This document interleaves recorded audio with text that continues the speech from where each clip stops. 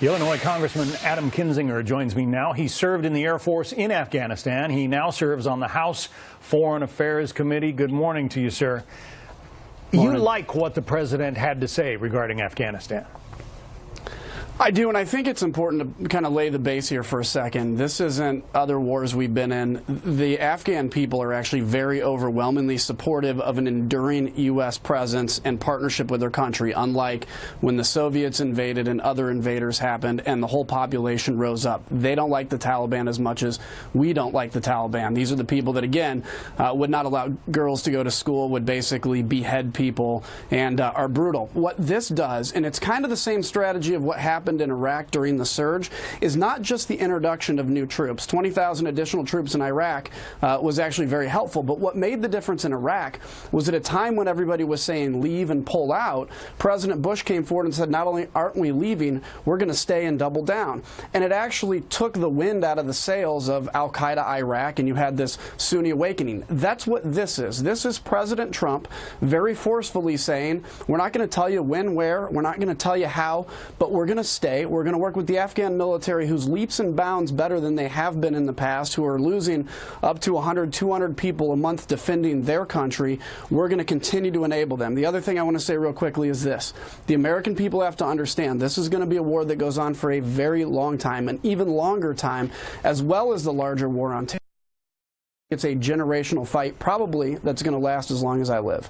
Well, obviously, the United States won World War II. We still have troops in Germany. We still have troops in Japan. We still have troops in Kosovo after that conflict.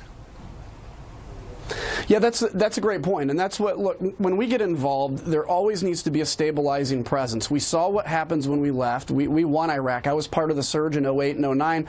We had won that war. We leave in 2011, and you see the rise of ISIS. Now, we weren't engaged in heavy combat in 2010 and 2011. What we were engaged in was stiffening the spine of the Iraqi government, holding them accountable, and strengthening the military. It was when we left that we saw the military's spine removed, and actually they're back to fighting again hard. There's good lessons to learn here in Afghanistan, which is, it doesn't mean 100,000 troops engaging the Taliban in every mountain they exist, but it does mean stiffening the spine, building the networks of the Afghan military and government to begin to hold as much of their territory as they can and destroy this really demonic organization. This isn't some friendly organization we happen to pick a fight with.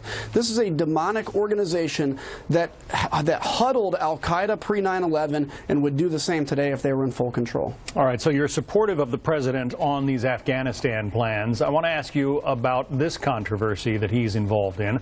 According to the New York Times, the president and Senate Majority Leader Mitch McConnell have not spoken in weeks after Mr. Trump criticized McConnell on Twitter and in a very heated phone call. The president does seem to be picking fights with members of the Republican leadership, and not even leadership, senators, even some members of Congress. Do you find that counterproductive, or is there some plan afoot here? I think it's extremely counterproductive. The president had a great speech on Afghanistan, and then he turns back to fighting the very people he's going to need to back him on his strategy. The very people, the House of Representatives, repeal and replace. The Senate got really close. They want to try again. They're going to need the people he's repeatedly attacking. I wish he'd go after, Vladimir Putin and Kim Jong-un as much as he is the Republicans. I think this is a time for our party to kind of lay off a lot of the emotion. Let's focus on our agenda and let's get it done. I think the president, I think he's done some really good things, especially when it comes to foreign policy, but to unify the party and ultimately unify the country is how we're going to get this big agenda done, which is not for us. It's not for our re-election. It's for the American people and for economic growth. Yeah. You have to wonder what it's like for Elaine Chao at cabinet meetings when her husband, Mitch McConnell, is taking such heat from the guy who appointed her as Secretary of Transportation. Yeah, it'd probably be slightly awkward, that's for sure. And again, I think this is a time, I understand there's a lot of emotion in what's going on. People are very angry.